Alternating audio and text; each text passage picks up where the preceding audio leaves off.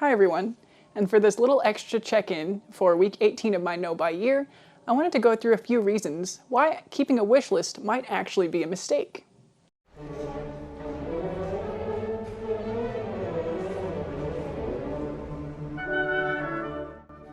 So despite this being one of the first and foremost pieces of advice you might encounter in the content that it's geared towards stopping shopping or helping manage your consumerism habits. And in fact, I've made a video where I put keeping a wish list as something that helps you with a shopping habit. I've actually learned from failing my no buy that keeping a wish list might come with several downsides. So I wanted to just go through these today and see if there was any relatability here for those of you who might also be trying to reshape your shopping habits. So for recovering shopaholics especially, and overthinkers, keeping a wish list might lure you into purchases or engaging in shopping behavior. So because there's a place to put the things that you see and you want to buy, it kind of encourages the shopping behavior of browsing and evaluating and researching and comparing so that you could put that one final item onto that wish list. And it kind of gives you that false sense of accomplishment and productivity and still shopping in a way. You're still engaging in the consumerism of wanting the stuff, being exposed to it, wanting it, looking at it, evaluating it, comparing it to put on a wish list. So that's the first downside. The second thing is that it could put these things on a pedestal. So instead of being able to see your wants as what they are, fleeting desires and impulses that you don't have to act on in any way, you can just let them go by. You instead act on them by looking at these items, kind of curating this collection of items that you want, these shiny new things that you might add to your life, and putting them in this collection where they have value because you've done some work to get them there. So instead of just seeing the clothing as the piece of fabric or the beauty item as this manufactured, face coloring that society has told us we need to look prettier or whatever, we're seeing it as this item that has value that we want, that maybe we would like to buy.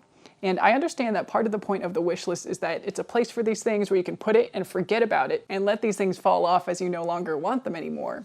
So a wish list can help you control the impulse shopping in that way. It also enables you to put the things that you've seen and that you want on a little bit of a pedestal, and it might actually lure you into falling into the trap of buying them if you're already in a position where you might fail. So this is what happened to me when I failed my no buy, is I already had this collection of things that I'd done the work thinking about, researching, I knew I wanted them, and I could just turn right there, add something to a cart, and buy it when I was right there ready to fail. So without having this collection of already considered items, it's not as easy to make an impulsive slip. So it's not about the impulsive purchase anymore, of seeing something and immediately buying it. I guess it's about it is about the impulsive purchase in that you have already done the work of seeing it and wanting it, and you can just turn right to that list and buy something. So it's still kind of impulsive in that way, but it's a different kind of impulsive. Hopefully that makes some kind of sense. And then this is an idea that I got from one of my comments actually, so thank you so much for leaving this thoughtful remark. Somebody in my comments was talking about how for overthinkers especially, it can give them that sense of productivity because the other lists you might make in your life, to-do lists are an example, oftentimes you're crossing things off of this list. So to have a list of things to buy can give you that sense of productivity where if you buy this thing, you can then take it off of your list, check that block, and feel like you've done something. The list gets shorter and you get that sense of satisfaction of the list going away, getting smaller, tasks being accomplished, productivity boxes being checked, while in reality, all you're doing is engaging in the habits that you don't want to be engaging in. So I guess the big caveat for me here is that my ultimate goal is to stop all aspects of shopping behavior. So I want to stop wanting things. I want to stop being so susceptible to ads and influencer posts, sponsored content, all of the above. I want to not even get to the point of wanting something enough to take any next step. So even the step of putting something on a wish list, I want to let go of that want before that point. So because this is my goal, I think this is one of the biggest reasons why wish lists are a mistake, because it's still enabling myself to indulge in some form of the shopping behavior. And I've also learned it gives me an easier path to failure. So if these things don't apply for you, then maybe the wish list is more helpful than harmful. But as I discovered, the wish list was actually more harmful than helpful. So I will no longer be keeping a wish list. I might do the occasional wish list type content here if I find a valuable way of talking myself out of wanting something.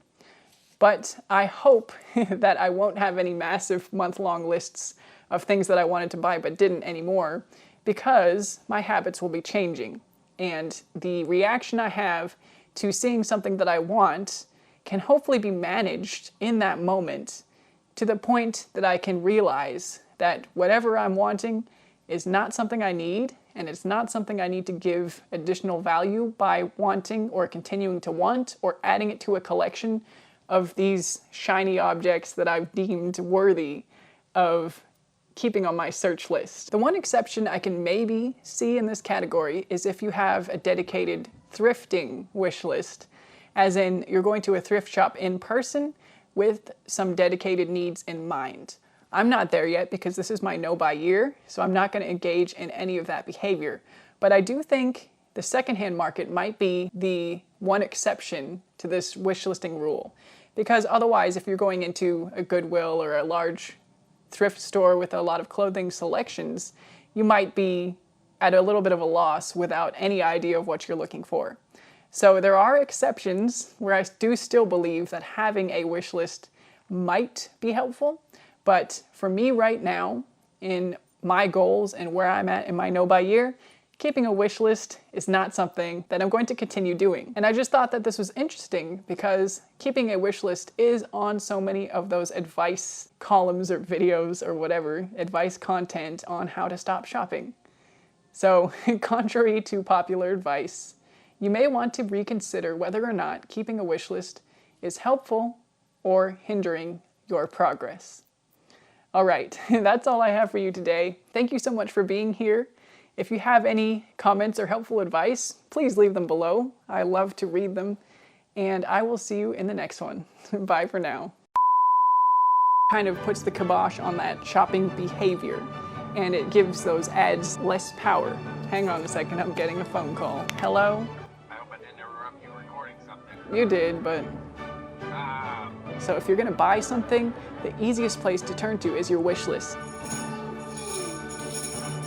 Oh yeah, I'm almost done. I'm almost done, baby.